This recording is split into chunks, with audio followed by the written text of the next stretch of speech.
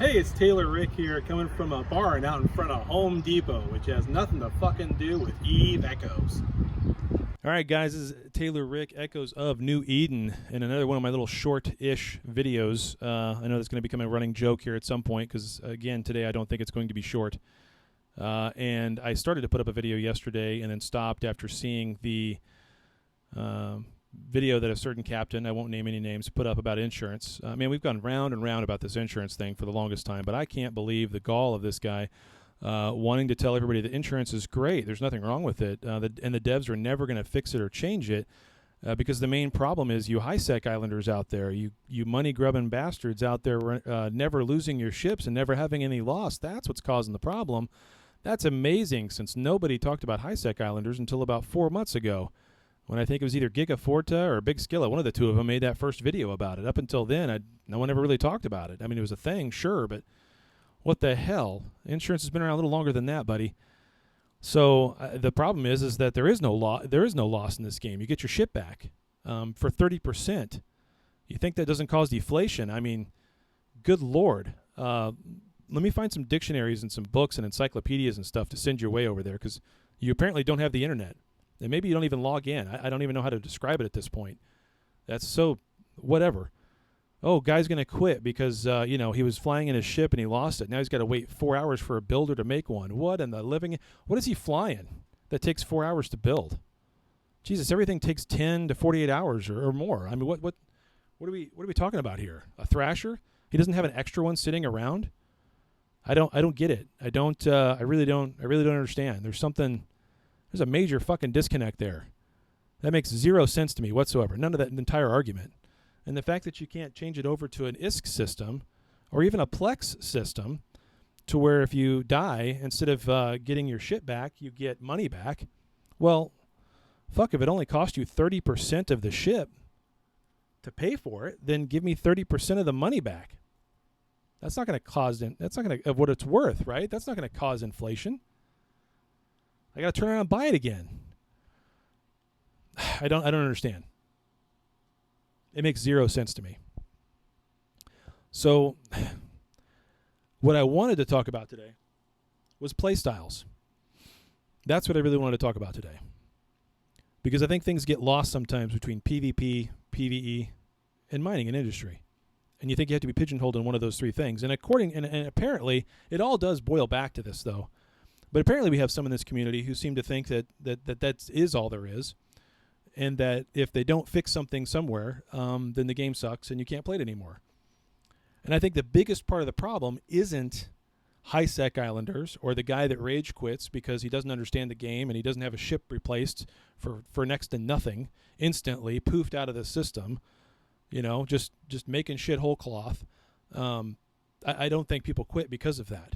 I really don't. I think people quit because they don't understand the game, and that's kind of what I want to get at with playstyles, right?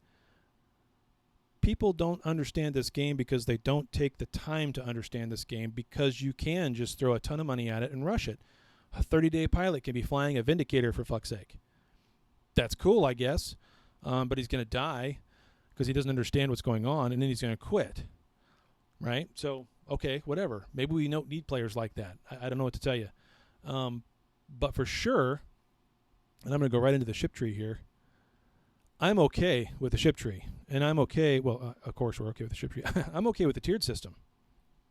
I'm okay with this tiered system because it slows you down. It's still very fast for you to progress up to a tech level 5, right? You can get into this Imicus Covert Ops pretty fast at a T5. And as soon as you hit T5, now the game really opens up for you. Until then, it's kind of tough, right? You can't really do a whole lot. You're certainly not going to PvP. You're certainly not going to do a whole lot of mining. You get a venture and you can do a little bit of mining. You're not going to make a ton of money, and it's kind of like a hard Scrabble. It's hours for what feels like nothing compared to what you see everything costing, even though everything costs very little now compared to back in the beginning of this whole thing. But with an Imicus Covert Ops, now you can do very different things, creative things that don't really rely on any one of those three major things. They don't rely on PvP, straight PvP, one-on-one solo. It doesn't rely on industry. You don't care. You've got your ship. And it doesn't rely on anomalies other than in an Imicus Covert Ops. That's a great way to make money. Not to run the anomaly, but to steal the debris. Or to just pick up the debris for your court mates if you don't want to be a pirate. Pirating's great, though. Imicus Covert Ops, Inertia Stabilizer, your cloak. Dive in there and steal those cap debris and all those rallies and anoms you see laying around all over the place. Steal all the debris that they have just sitting there and go sell that. That's a great way to make a lot of money. Or, even better, steal the planetary materials that they launch and just leave there. I know several places that are great for that. TCOS Space and Fountain is wonderful. There's lots of PI. You should go check it out. Then, of course, there's the Navitas. It's a frigate. Yeah, people are going to laugh at me when I say this, or even a Mollis for that instance. And people are going to laugh when I say this. But this is your introduction into PvP without actually being a PvP pilot. We always need logistics. This is a logistic ship. Or E-War. Just show up with a bunch of tracking disruptors. Right? It's helpful. You're going to get wiped off the field pretty fast with your guys in your small roam or even a major fleet, but who cares? You're cheap, your ship, you don't even have to IP the thing for 5 IP. Who cares? Just go get another one. Like, you can make like 100 of these in like 2 hours. That's a great thing for your industry guys to do and pay them to do.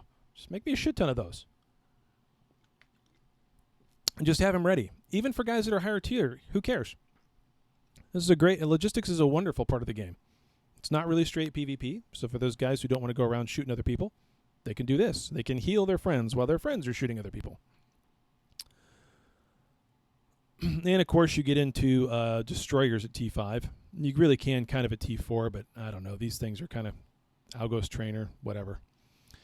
I like the Catalyst and the Catalyst Guardian. Guardian, again, is another good logistic ship. You can there to be a good warp-off point 200 kilometers away from the battle. People can just warp out to you. You can have a armor link up. Do some armor repping if you can. Pretty sure you got Mark 5s for that. So heal guys up on their armor side of things instead of the shield, because armor is really good for a small gang roams. It's really hard to do, but it's doable. And then, of course, you got the Vexor, and the Vexor VNI, which is a great T6 ship as well for running anomalies, even for home defense, and even for small fleet PvP action. So this gameplay style, though, doesn't have to be relegated to these three things. Don't fly the Thorax. I'm not a fan of the Thorax. It feels too slow. But there is a thing with this with dive bomb looting, inertia stabilizer on your covert ops. There is where once you get into T6 now, you can get into this guy right here, a Nemesis, a bomber. And that's awesome to do. There's all kinds of things you could do with bombers. Not just going in and taking out mining ships. Of course, you're going to need more than one of you. There's going to need a couple of you. All right, one bomber is not going to go and take out someone's outpost. You're not going to sit there and strip their shields for 4 hours unless they're idiots and there's no one around. That's fun to try. That's fun to do. Every once in a while, I still do that just to see how long it takes someone to catch me, if they can catch me. But yeah, stripping shields, stripping armor. You're not going to probably get to where you're taking someone's whole pause out all by yourself, because they'll be there to defend it. You would hope they would be. If they're not, hey, good for you. You just got a $2 billion kill mill to show your court mates in a lowly bomber. You'll be a legend. Might have taken you 6 days, but you would have done it. So, no, that's a great thing to get started with. And then, of course, with these logistic ships, when you get into 6 here with these, you get an interdictor, and you're a bubbler. Again, it's not really straight PvP, but, yeah, we always need more bubblers. And this is a great ship to learn in and to die in, because Eve is loss. You are going to die. And that's a part of this game I think people don't quite understand. There needs to be loss. There actually has to be loss. This is where the insurance thing is wrong with the way that it works. I'm not saying we shouldn't have insurance. I'm not saying that insurance itself is a bad thing. What I'm saying is the way that it's working right now is wrong, and the devs need to fix it. And it doesn't matter how many high-sec islanders there are. It doesn't matter how many guys there are throwing money at the game in order to buy their insurance to be able to get stuff back and never have to replace their rigs and never have to replace their hulls. It doesn't matter, because you have to have loss. If you don't have loss, then you can't pull it from the game somewhere else. And it causes this thing called deflation. right? It's the exact opposite of what's happening right now. And, we've got inflation in the world. Right now in the game, we've got deflation. That's been going on nonstop. Every new edition, every new patch, every new thing that comes out always starts off really high and goes way down because there's more of it in the market than people are consuming. It's not a consumption problem, though. I hate to break it to somebody. This is not a consumption problem. This is a problem based on how much is in the system, right? And we keep adding things into the system with no loss. That is why insurance is a problem. Look at the price of rigs. When was the last time you picked up? Well, now we're picking up stuff in Scouts because we have things there that we need for our new Orcas and new Rorquals. But before that, when was the last time you picked up any gray loot in a Scout? I mean, Scouts were worthless. Didn't even run them. Screw it. Let the low-level guys go and run them is what I used to hear. The guys that would have a hard time running an Inquiz by themselves or a Dead Space. Let a couple of those guys, just save those Scouts for them. Let them go and run them. That's worth more to them than it is to a Tech 10 player, right? You used to never pick that shit up because that's where rig blueprints came from. Well, who cares? You've already got like 16 sets of Aux 3 thrusters. Like I don't need any more ever because I can never lose them because they always come back to me with insurance. And oh, by the way, insurance is 30% of what the actual value of the ship is when it died. So that just devalued it further. And this argument that there's just no way whatsoever to fix insurance or change insurance because it would cause inflation or it cause things to, go way out of control you're back asswards. It's the exact opposite of what's really happening. It's the exact opposite of what's really happening. Insurance is causing everything to be doubled up in the game all the time. And with a lot of loss, with no loss, people aren't losing anything. It just keeps coming back and keeps getting added in and keeps getting added in. Hence, you drive the market down. So as I'm talking about here with these play styles, you'll notice I'm talking an awful lot about PvP and PvP related things because at the heart of it, even though there's more to it than just those three categories, PvE, ratting, and mining, it always comes back to PvP. Running anomalies would suck if you couldn't accidentally lose your ship every once in a while, if there was no risk of you losing your ship, if nobody could come in and kill you. Mining is already boring. I like mining, but it's boring. I still am an indie pilot on one of my other accounts, but mining is boring. And what makes it fun to me sometimes when I am doing it is being with the other guys in the fleet and on comms talking. That makes it fun.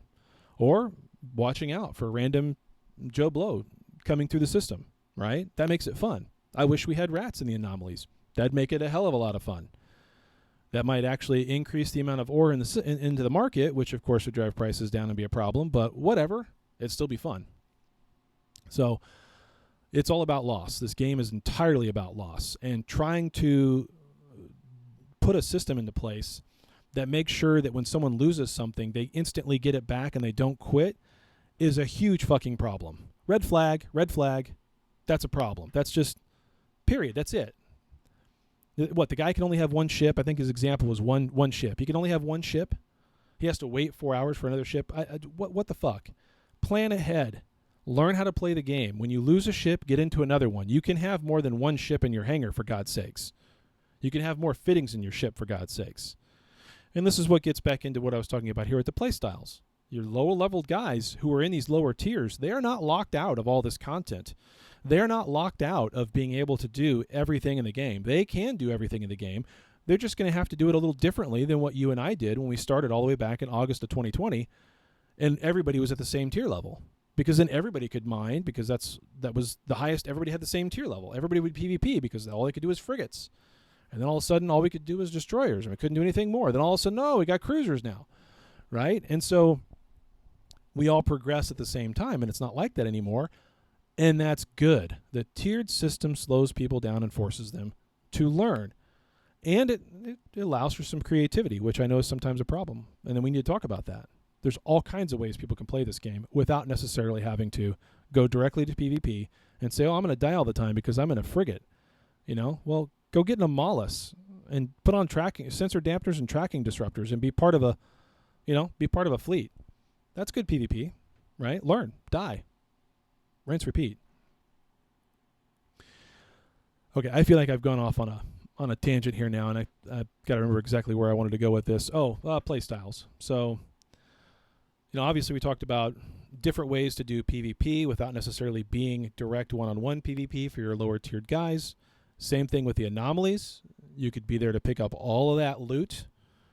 We need to have that loot picked up, whether that's for scrap, for minerals. It gets left all the time. I get so tired of trying to tell people to pick that stuff up. But you need that extra stuff for replacements, too. How many times does someone use insurance, get a third of their stuff back, their rigs, and maybe a few of their mids and highs, and then it's like, oh, crap, I need another, who's got a NOS? Well, I picked up a Mark 7 NOS. That's good enough for now. Slap it on there. Because really, like a Mark 7 versus a Mark 9 versus a faction NOS, if the difference between those three is going to cause you life or death, you already did something wrong. I mean, I'll just be frank with you. If the difference between what is that? Now, granted, the predator webs versus an interruptive web, okay, sure. There's a difference there, especially if your ship has a bonus. That turns into a large bonus because those little differences always get amplified. But if your ship doesn't have a bonus for webs and you're just flying a V&I, then a Mark 7 versus a Mark 9 means jack shit. It really does. If you think you died because of that, then you haven't learned how to play the game. And that's okay.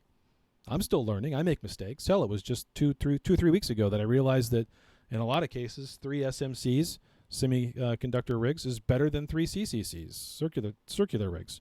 Yet somehow it's all doctrine. It's, whatever. So, it's a constant learning thing, and it's a constant learning curve. So that's why, for me, I think it's one of the greatest games. It's one of the greatest mobile games that there is. I really enjoy it. It's a lot of fun, and I hope that more people get into this game and enjoy it. And one of the ways that we're gonna be able to do that is to not shit on the game every 5 minutes and tell everybody that it's the high-sec Islanders who are ruining the game. I mean, what the fuck? So anyway, that's my rant. That's my thing for today about play styles. I meant to go into more in depth with play styles, but I got off track and kind of lost my thought and got a little angry, a little heated. So some people just have a way of doing that. And I know what they're doing. They're there to get clicks. They're there to make money, and that's what they're doing.